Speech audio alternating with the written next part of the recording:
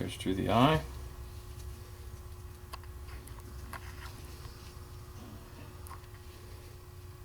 And again, leave a little larger loop on your lure end. And that just allows that bait to swing a little bit and to have some action with that paddle tail shad on it. Okay, this goes in the second notch. They're numbered. We're using 1.0 crimps. It goes in the 1.0 slot, which on this particular model of crimpers, the tool, goes in the second slot. Make sure your crimp is in the jaws properly and squeeze. Now you have your finished part. Your crimp is flared on both sides. Now, the way that we wrap leaders, this keeps them nice and neat. I've seen people wrap it around 3 fingers like that. The tighter that you coil this monofilament, it does have somewhat of a memory, so you want to leave a little bigger loop. The way that we do it here is you hang the bait over the back of your hand. The leader goes in between your 2 fingers and back around your thumb. And this is how you can properly coil your leaders. This works offshore, inshore, bucktails, doesn't matter. Keeps your coils nice and neat. Then you want to take a rubber band, bread tie, tie it. I usually put 2 on. Now you have your leader nice and coiled. When you're out on the boat and it's rocking and rolling, it's nice to have these things where they'll pop out easy. You just pop the rubber bands off and you're able to get your baits over fairly quickly. Now we're going to do our other leader, which is going to be on the heavier bait. It's going to be 6 foot long. Your first leader was 12 foot long.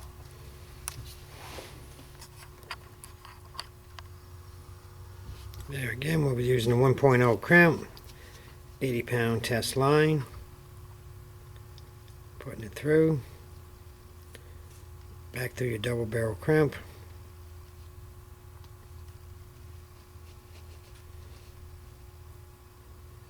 This can be pulled down fairly tight. Make sure it's in your jaws properly. Want both sides of your crimp exposed.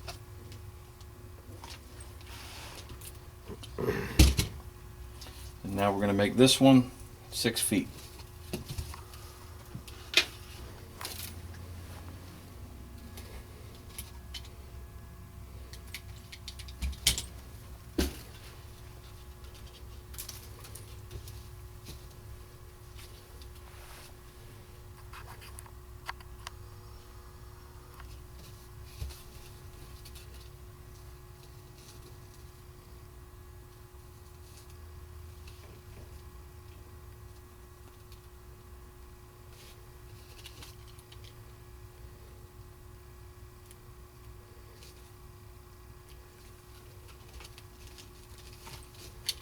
Okay, now you have your heavy bait hooked up on your shorter leader. Again, you're going to hang the bait over the back of your hand.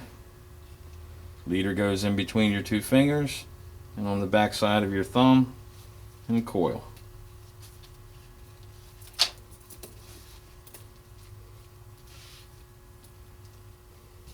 And if you like longer leaders, you'll really appreciate coiling your leaders up that way. Okay, now you have completed tandem rig, coiled up, ready to go fishing. All right, what Chris is going to do now is this is one of the bags that we store the lures in. It's got plastic fronts. You can see the color of it. It's mesh in back, so it's made out of a mesh material. It allows the lures to dry. So the hooks and all don't rust, allows them to breathe. It's also a wonderful way to store them on the boat when you have multiple lures. Go ahead, just slide that in there, Chris.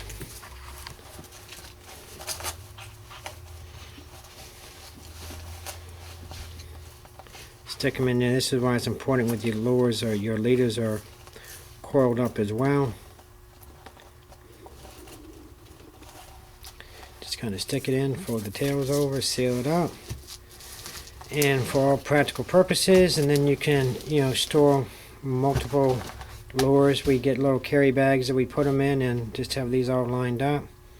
Give you an idea, here's just some of them that we have in the shop. This is where we rig them, this is where we make them. So we have pretty much from the parachutes, the bucktails, the umbrellas, and the standard different colors that we make here in the shop, and you can store multiple ones very easily. All right, Chris, thank you. Okay.